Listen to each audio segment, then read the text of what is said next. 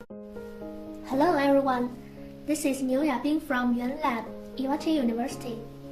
It's my pleasure to introduce our research. Differentiation between fresh and frozen-thawed scallop adductor mussel as raw materials for sashimi during cold storage. Yasu scallop is one of the economically important fishery products in Japan, and also widely cultivated along the coast of northern China. Adductor mussel is the main edible part of scallops, which has a high nutritive value containing protein, minerals, and vitamins. In Japan, it has great popularity in making sushi and sashimi used both fresh and frozen-thawed scallop adductor mussel. With the progress of globalization, sushi and sashimi have become very popular worldwide. People can also accept the habits of raw eating fish because of their fresh taste and nutritional characteristics.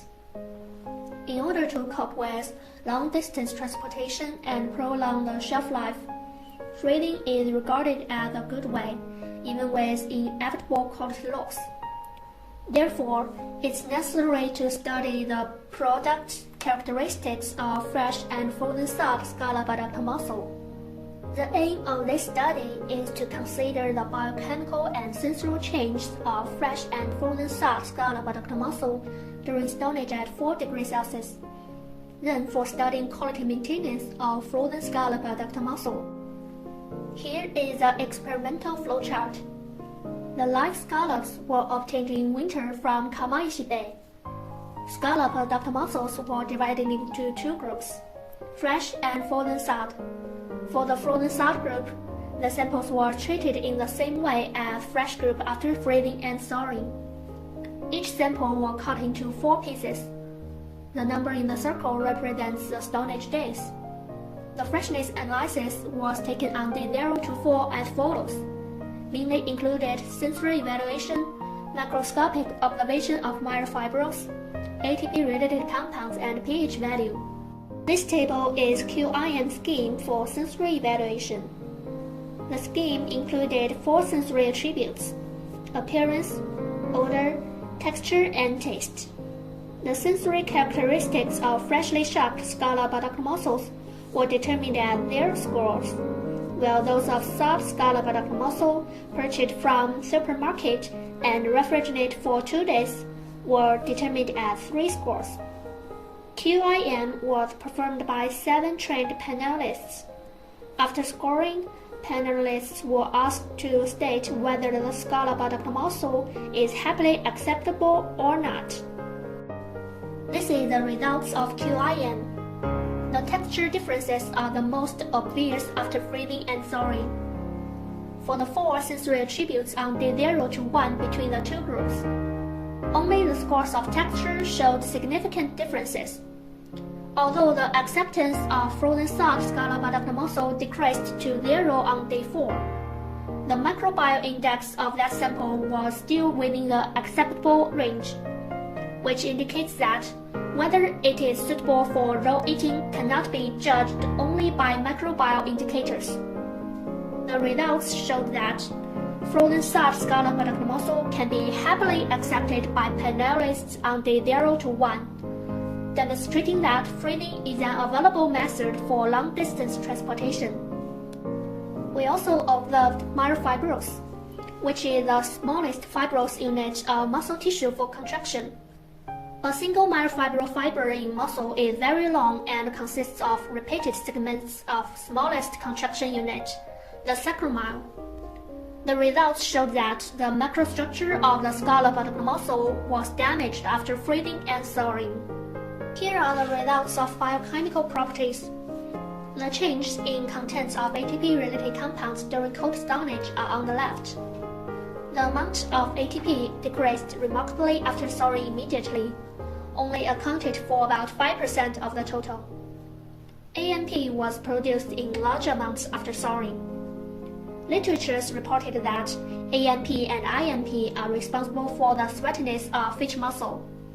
AMP was converted to HXR and then to HX during cold storage, while the production of HXR and HX correlates with a loss of freshness in some fish species. for the frozen-thawed scallop adductor muscle, after stonage for 4 days, HXR and HX were accounted for about 40% and 20% of the total concentration respectively. The change in pH value during cold stonage are on the right. The pH value of fresh scallop adductor muscle was about 7 on day 0 and almost unchanged after stonage for 4 days. The pH value of frozen-thawed group was decreased rapidly from 6.67 to 6.3 during initially stonage for 1 day and then kept stable gradually. The decline of pH value was accompanied by ATP degradation. In this study, sensory evaluation by QIM visualizes the differences of sensory characteristics between fresh and frozen-thawed scallop adductor muscle by scoring, which can be used as an effective method to evaluate scallop adductor muscle as raw materials for sashimi. The results demonstrated that freezing can be regarded as an available method for long-distance transportation, as long as the scallop adductor muscle are handled properly and eaten in time after thawing. The macroscopic observation of myofibrils, ATP-related compounds, and pH value can be regarded as suitable indicators to differentiate fresh and frozen-thawed scallop adductor muscle. This study has positive significance for quality control of frozen scallop adductor muscle for long-distance transportation by combining the changes of sensory and biochemical characteristics. If you want more details, please search for this paper. We also do something about utilization of yellow scallop, because we want to utilize scallops which are unsuitable for sashimi, such as not big enough. As is known to all, aging society is a major trend all over the world, and about 40% of elderly people suffer from varying degrees of eating disorders. So there is a great potential to develop some food that is ready to eat and easy for chewing and swallowing. Sashimi products are generally considered as a kind of healthy food. They are easy to cook and eat and also have high stability. Sashimi products also have some demerits, such as water-soluble protein loss and high salt content. The purpose is to develop a new gel-type food at low salt concentration and without washing process for elderly people. We did some pre-experiments to determine raw materials, recipes, heating methods, and blending methods. It's possible to make soft sashimi gel with low salt content and without washing process. This time, I will focus on the effects of setting temperature and addition of krill powder on the sashimi gels. The raw material is commercial scallop sashimi and krill powder from frozen-dried non-specific krill. Non-specific krill is another kind of aquatic products in the sunlit area. We want to utilize the protease in the krill powder to make the sashimi gel soft. Let's look at this picture. The horizontal axis shows setting temperature from 30 to 60 degrees Celsius. The vertical axis shows adding amounts of krill powder. After setting, the sashimi gels were heated at 90 degrees Celsius for 20 minutes. From the results of texture, the hardness of sashimi gel decreased with the increase of krill powder. When adding amount of krill powder was 1.5%, sashimi gel became loose when setting at 50 and 60 degrees Celsius, because protease in krill powder are most active in this temperature range. This can also be reflected in the results of same observation.